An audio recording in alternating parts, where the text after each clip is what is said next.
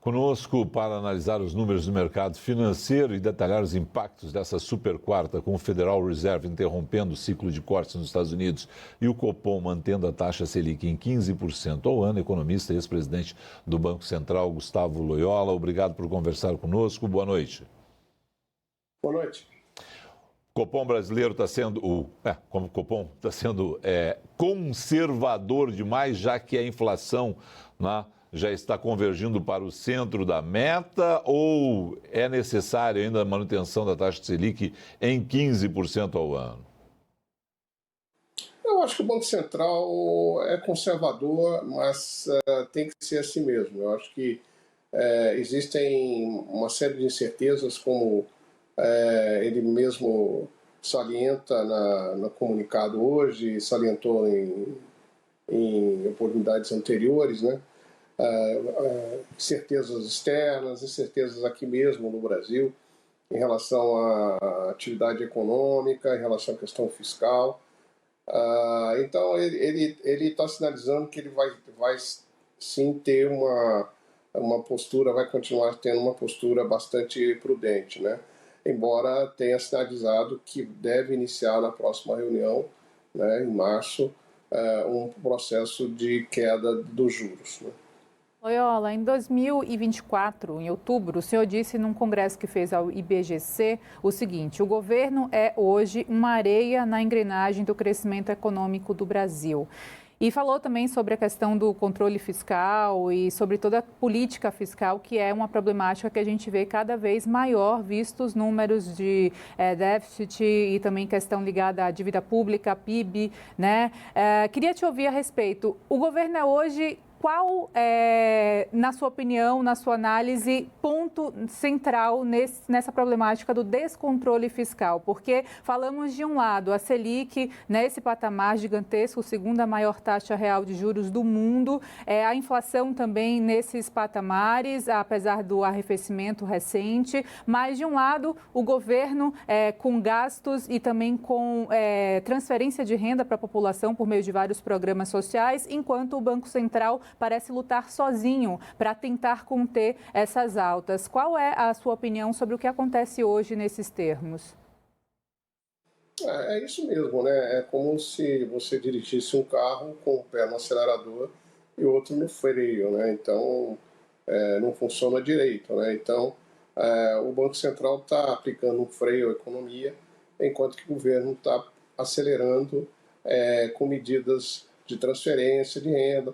Mais recentemente, por exemplo, com a isenção do imposto de renda para pessoas que ganham até R$5.000, né? Não estou aqui julgando o mérito dessa isenção, acho que até que ela é justa, né? Mas ela tem um efeito de incentivar a demanda, enquanto o Banco Central, de outro lado, está procurando arrefecê-la, né? E, além disso, existem questões mais de médio e longo prazo, né? O Brasil tem um endividamento público muito alto, né? Há uma percepção dos agentes econômicos de que não há uma perspectiva desse endividamento se reduzir, né? Num certo horizonte. Então, tudo isso contribui para que os juros se mantenham em patamares muito elevados, né? Os mais elevados do mundo, né? Entre os mais elevados do mundo, né? O Tesouro Nacional hoje fala numa dívida pública que pode alcançar 10 trilhões e 300 bilhões de reais.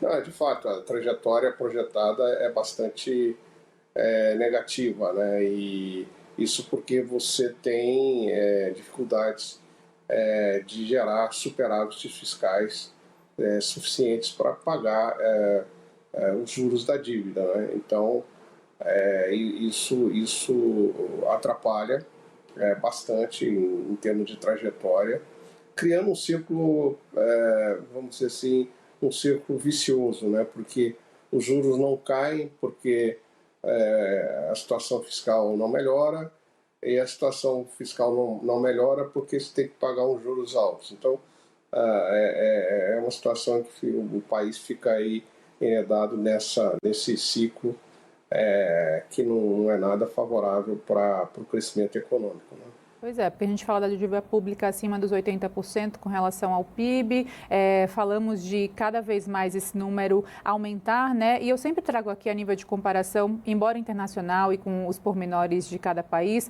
a Grécia chegou e ultrapassou os 100% da dívida pública com relação ao PIB e chegou meio que quebrar, né, com relação a isso. Para o ano que vem, porque esse ano de 2026 já segue com esses desafios que parecem que não vão ter muitas mudanças, Loyola. O ano que vem a gente observa de que forma essa questão da dívida pública com relação às políticas econômicas aqui do país. Uma possibilidade de um alongamento dessa dívida pública, uma espécie de RJ do governo. Como é que você enxerga isso, principalmente para quem é aplicador do Tesouro Direto? Não, existe uma diferença muito grande de situação da Grécia em relação ao Brasil, porque lá uma parte relevante da dívida grega era detida por estrangeiros e era uma moeda, o euro, que não é uma moeda do Banco Central grego, né? Os bancos centrais europeus que aderiram ao euro não têm mais o controle da política monetária. É diferente do Brasil. O Brasil, a grande parte da dívida é em reais e, portanto, não existe esse risco de um calote, de um alongamento, nada disso. Eu acho que quem investe em tesouro direto pode seguir dormindo tranquilo. A gente não vê uma crise emergindo assim no curto, médio prazo. Agora, temos que pensar mais a longo prazo, né? É uma situação que cada vez vai custando mais caro para o país, né? Em termos de juros, em termos de o governo não conseguir fazer investimentos em áreas que são prioritárias, né? Portanto, a qualidade das políticas públicas cai, né? Então, é uma situação que tem uma complexidade, né? Porque afeta não apenas o tamanho do gasto, o tamanho da arrecadação necessária para cobrir esse gasto, mas também a qualidade da arrecadação, a qualidade desses gastos, né? E aproveito até a oportunidade para dizer também que quando a gente fala governo aqui, a gente não pode isolar o executivo. Nós temos aí os três poderes, em maior ou menor grau, contribuindo para esse déficit, né? O próprio Congresso tem um viés gastador muito forte, né? Então, não é que é uma culpa exclusiva do Poder Executivo, né? Em questão de cenário internacional, o Federal Reserve ficou nessa banda de 3,5% a 3,75%. Isso influencia a decisão do Copom nesse momento? O que a gente tem que olhar para o exterior nesse momento, influenciando as decisões do Brasil? Não houve surpresa na decisão do FED, assim como não houve surpresa aqui, né? Mas eu acho que o mais preocupante no cenário internacional são as turbulências criadas pelo presidente norte-americano, né? Não apenas na questão geopolítica, na questão tarifária, mas também nesses embates que ele está tendo com o presidente do Fed, né, o chairman do Fed, o Jerome Powell, e isso tem sido muito ruim, inclusive em termos prospectivos, porque o mandato do Jerome Powell se encerra nesse ano, né, e caberá a Trump indicar o seu sucessor, né? Então há um temor aí dos analistas do mercado de que o Fed possa também virar refém aí do executivo americano, perdendo a sua independência, né, que é fundamental para a estabilidade do sistema monetário internacional. Não é à toa que o dólar está se enfraquecendo, né? Então a gente vê um nítido enfraquecimento do dólar em função desses riscos, né, que são derivados em grande medida das ações do governo Donald Trump. Loyola, há pouco a Confederação Nacional da Indústria, a CNI, ela compartilha uma nota falando que recebe com imensa preocupação a decisão do Copom de manutenção dos 15% da taxa Selic. Queria ouvi-lo com relação justamente aos impactos, seja para a indústria em específico, ou até para toda a cadeia de impacto que a gente fala de empregabilidade, né, do empresariado. É realmente preocupante como a CNI destaca a visão dela? Não, né, sem dúvida a taxa de juros impacta a atividade, e é isso que o Banco Central quer fazer mesmo.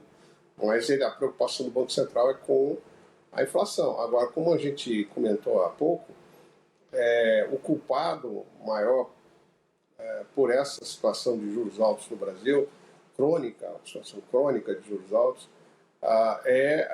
principalmente a política fiscal. E raras vezes a CNI reclama da política fiscal, né?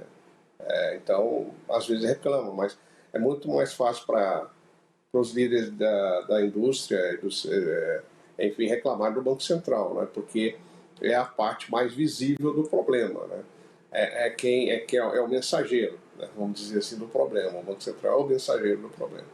Mas, sem dúvida, eu compartilho da preocupação. É claro que juros altos não são bons não são bons para a atividade econômica, para o comércio, para a indústria, né? para a atividade econômica como um todo, né? A gente fica falando muito nessa questão do fiscal e da Selic, e aí alguém pode dizer assim, vocês acabaram de ler o mercado financeiro, um novo recorde, 180 mil pontos, que até bem pouco tempo era algo inimaginável para o Brasil. Felipe, uma das suas perguntas já falou que a inflação está convergindo para o centro da meta, os números de emprego e desemprego estão, né, sendo mostrados sempre de forma muito eficientes em nível de Brasil. O que está acontecendo? Onde é que está o desequilíbrio? É só no fiscal mesmo? E por que essa bolsa está tão elevada? O governo tentou puxar a brasa para o assado dele, mas quando a gente conversa com vocês, economistas, estão dizendo o seguinte, isso é cenário internacional. O senhor já passou até numa resposta anterior pela questão Trump. É isso, os fluxos de capitais eles estão se redirecionando para ativos que antes eram vistos como mais arriscados, né? Mas como o ativo tradicional, visto como mais seguro, que é o dólar, passa por todos esses perrengues aí, em função da política do presidente Trump, não é? Os investidores passam a diversificar os riscos não, os seus investimentos, né? Aceitando riscos de outros países. E o Brasil, apesar de a nossa situação fiscal não ser das melhores, ela não é crítica, o Brasil não está perto de um calote, o país está conseguindo controlar a inflação, enfim, a situação geral do Brasil não é das piores, ao contrário, né? O Brasil cresceu nos últimos anos, então assim, há empresas brasileiras de muito bom desempenho, né, com perspectivas de resultados importantes. Então, tudo isso explica por que a Bolsa Brasileira subiu, né? Além disso, assim, tem um outro efeito que ela estava muito barata, né? Assim, ela tinha se desvalorizado muito, assim como a nossa moeda, o real, estava muito desvalorizado e acompanha as demais moedas nesse processo de apreciação em relação ao dólar. Aliás, até a propósito, o Brasil, o real não é uma das moedas que mais ganharam em relação ao dólar, ao contrário, ainda há um espaço até para que o real se recupere ainda mais, né? Mas eu acho que o movimento internacional é que explica, em grande medida, o que está acontecendo na Bolsa Brasileira, assim como com os ativos em moeda brasileira, né? Loyola, sem querer ser pessimista, mas querendo ouvir sua opinião, se a gente for falar da renda per capita, por exemplo, e pegar o intervalo de 2011 a 2025, houve uma queda em dólares de 13 mil para 10 mil dólares de renda per capita, ou seja, uma visão que remete a um empobrecimento com relação a esse índice. Queria te ouvir como é que a gente pode interpretar também esse outro indicador econômico com relação à renda per capita nesse intervalo de tempo e se há uma tendência aí mantida de ainda mais queda, de manutenção desses 10 mil dólares por ano, enfim, como é que a gente olha para isso? Esse indicador tem que ser visto com muito cuidado, porque o fato da renda per capita em dólar ter caído tem muito a ver com o enfraquecimento da moeda brasileira ao longo desse período mais longo, nesse período maior que a gente está mencionando, né? Então, o melhor indicador para a renda per capita tem que levar em conta basicamente a moeda nacional, tá?